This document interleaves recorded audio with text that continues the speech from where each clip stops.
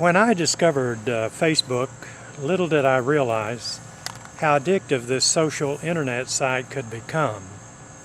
After using my personal account for several months and meeting new friends, I discovered a function that allowed me to create a Facebook page. Loving history, I decided to create a page and call it Campbell County, Tennessee History. To my amazement, the page began to grow in popularity. As an enticement to attract people to my page, I posted several hundred Civil War photographs. This also renewed my interest in the Civil War history of Campbell County, Big Creek Gap, now called La Follette, Tennessee, and Cumberland Gap. This, along with the information about the discovery of several graves of Confederate soldiers at the Delap Cemetery, set me on the journey to find out more. Most of the information I am using in this unofficial history is coming from old public domain newspapers, and this manuscript is from that, as well as my take on retelling some of the stories. This is not a fact-checked history of the Civil War in and around Campbell County, Tennessee. I am sure some of the information I am using from old publications were half-truths or embellished stories designed to sell newspapers. For that reason, you should read or listen to the retelling of the stories with a grain of salt and make your determination as to actual facts. Once again, I must say this is not a fact-checked history. You know, sometimes we forget that people in 1861 had concerns not that much dissimilar to the things we experience today. In 1861, people in the South had started to complain about those in the North. I uncovered an 1861 newspaper article where the reporter was complaining about the situation in the Southern schools. Evidently, the newspaper must have talked about this situation several times before, because the paper more or less apologized to the reader for bringing the subject up again. The reader was reminded that much had been said about the subject of schools, but this subject was so important that no apology for continuing the story was necessary. In other words, the reporter, he or she, was going to keep reporting on this story.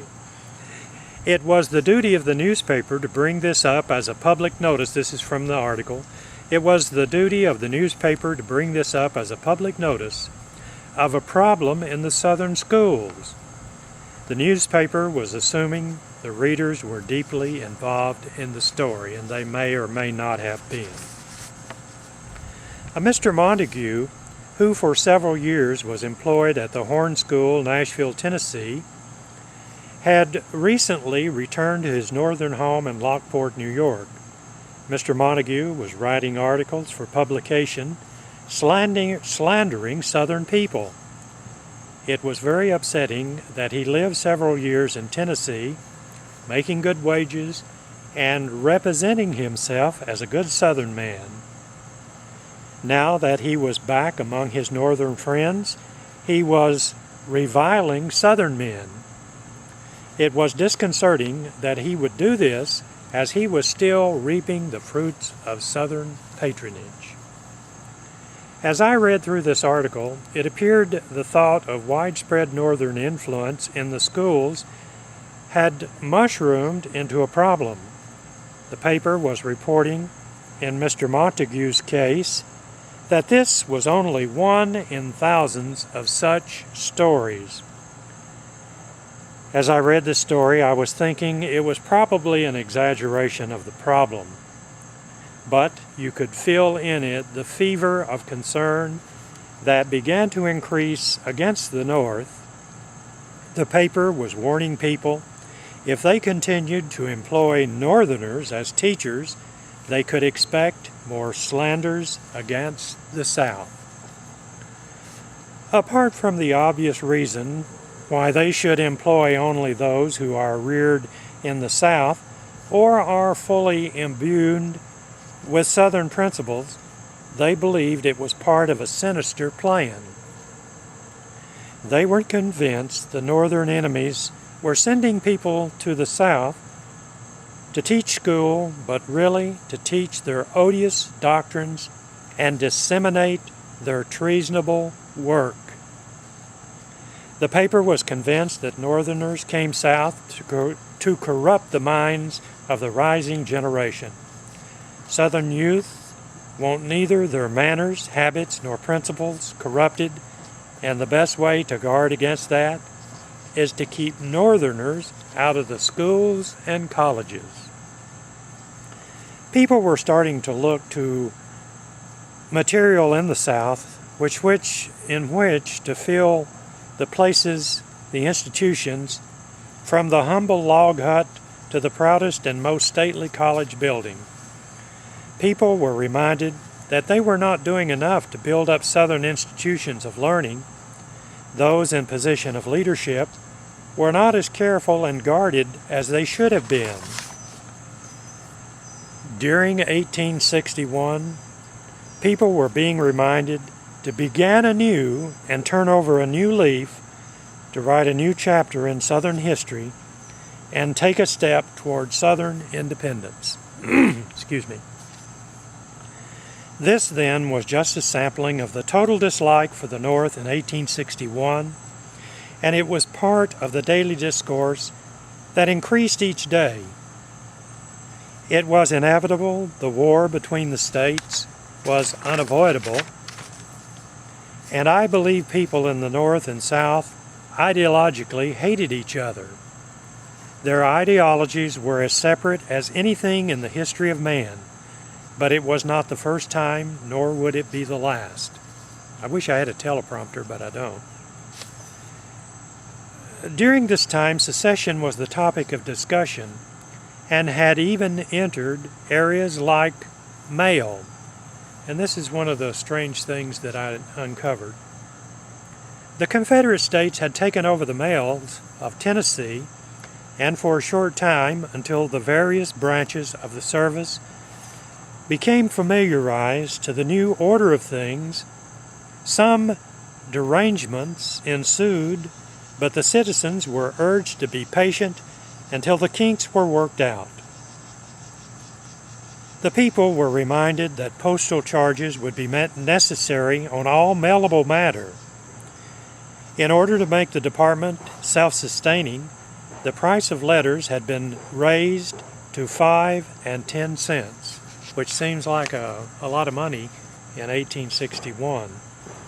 The change did not receive much opposition, but some of the features of the new postal service did meet a unanimous condemnation. The refusal to allow subscribers to receive their newspapers as before, and areas where they had been published and delivered free. Now mail carriers were not to deliver papers to subscribers outside of the mail. Citizens were reminded that these acts were small and were asked by publications to accept them until the Southern Congress could meet. Subscribers were assured that these restrictions on the spread of intelligence will no doubt be removed. As I mentioned in the introduction to this book or manuscript, and when I put all this together, I'll probably either put it on the internet or give it away. As I mentioned in the introduction to this book or manuscript, notes or whatever, some of this stuff needs to be taken with a grain of salt. An example of this is when Andrew Johnson left Greenville, Tennessee, Wednesday evening, a little before sundown, June 1861, in a covered buggy with a friend by his side and 3 men on horseback as an escort. We hear of him near Whitesburg in Jefferson County, and I didn't know there was a Whitesburg in Jefferson County, where he and his fellows were refused accommodations at a public house by a patriotic lady. the news media back then was no different than it is today, and you'll see as I read this. It was claimed that they had information about his entourage passing Bean Station Thursday morning, and that's near Cumberland Gap, just over the ridge. It is said he assured his Union friends he would return with 20,000 men, but whether he was still in a buggy or, as one rumor has it, had changed to a stage with 16 guards has not been exactly ascertained. His flight, however, lacked only the Scotch cap. This is the part I'm telling you about the news media then and now.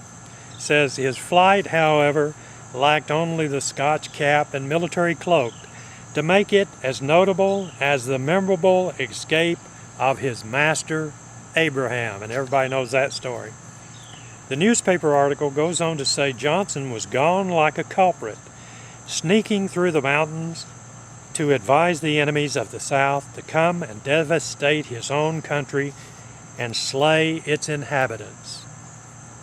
One thing that stuck in the craw of the Southerner was Lincoln appointing Johnson the status of visitor to the military academy at West Point. This was considered a Yankee trick to give Andrew Johnson a chance to go north to betray his country by giving the enemy information of all the movements in the South. This pretended mission was thought by his friends to be sufficient to delude the people of East Tennessee. Johnson's escort, upon returning to Greenville, Tennessee, reported they were fired upon at Cumberland Gap by secessionists. And this story really brings out the venom of the newspapers in the South. I'll read that again. Johnson's escort, upon returning to Greenville, Tennessee, reported that they were fired upon at Cumberland Gap by secessionists. Most who heard this fired upon story, as told by the escorts, doubted its authenticity. The conversation among most of the people about this event was they thought this was a ridiculously made-up story. Someone who claimed to be in Cumberland Gap during this time, which is also probably not true, said this story being told by the escorts were untrue. This eyewitness to the event said it was nothing more than a group of ladies and gentlemen from Powell's Valley in Lee County, Virginia, enjoying a picnic at a romantic place up on the pinnacle, a few hundred yards from the road through Cumberland Gap. The ladies had carried a secession flag with them, which the party planted on the pinnacle near the picnic site. As they saluted the secession flag, they started to cheer, and the men began to fire pistols into the air, unconscious that the great Andrew Johnson was passing along the road beneath them. The northern papers were accused of using this event to report the attempted assassination of Lincoln's noble friend at Cumberland Gap. The lifeline for several days was a statement about the boys and girls of Powell Valley being surprised to learn that the northern newspapers had magnified their picnic into a bloody and atrocious plot to kill Andrew Johnson. It was reported that confirmation had been received of a speech Johnson made to his friends, get this location, in Tazewell, Tennessee, in which he exhorted them to remain firm that East Tennessee had voted against going out of the Union by 20,000 majority. That Tennessee resource, he said that Tennessee resources were equal to those of several states of the Union, and that her white population exceeded that of South Carolina. Johnson went on to say that Tennessee had as many representatives in Congress as California, and if there was an effort to drag Tennessee out of the Union, the convention in Greenville, Tennessee, was competent to organize a state government. The government could be put into practical and successful operation in only 10 days. He reported that his mission was to place where they could confidently, let me read that again. He reported that his mission was to a place where they could confidently look for abundant assistance in arms and men to maintain and protect them in this movement, namely the Congress of the United States. The article went on to say, it says, it looks like Mr. Johnson was reluctant to relinquish his seat in the United States Senate. He was also probably reluctant to relinquish the 2 years' salary amounting to $6,000. A news story dated June 19, 1861 from Lexington, Kentucky, said Senator Andrew Johnson of Tennessee arrived here yesterday en route for Washington. He made a 3-hour speech last night to a very large audience for positive and unconditional union and the maintenance of the general government. He said East Tennessee would never leave the Union if armed to prevent subjugation. He was warmly applauded and his remarks well received. Well, that's part one of a series that I'm planning on doing. Bye-bye.